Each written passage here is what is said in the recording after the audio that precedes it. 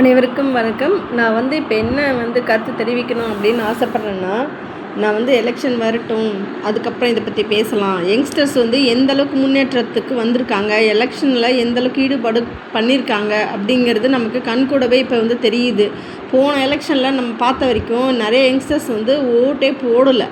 அதுதான் மெயின் முக்கிய காரணம். இப்போ யங்கர் ஜென்ரேஷன் அவங்களுக்கு அரசியல்லாம் என்னன்னு தெரியுது, அரசியலுக்குள்ளே வரணும் அப்படின்னு ஆசைப்பட்றாங்க.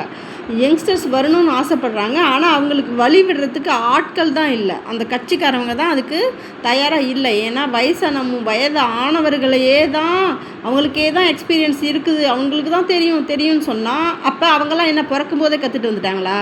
அவங்களுமே ஒரு காலத்தில் சின்ன வயசில் தானே இருந்துட்டு தானே வந்திருப்பாங்க. எங்கள் வயசை தாண்டி தானே வந்திருப்பாங்க. எங்கள் வயசை தாண்டி தானே அதுக்கப்புறம் அரசியல் கற்றுக்கிட்டு அதுக்கப்புறம் அரசியல்வாதியாக மாறியிருப்பாங்க. பிறக்கும் போதே யாரும் ஒன்றும் கற்றுட்டு வரதில்லை. அதனால் யங்ஸ்டர்ஸ்க்கு தயவு செஞ்சு வழி விடுங்க, இருக்கிற கட்சிகள் அனைத்துமே.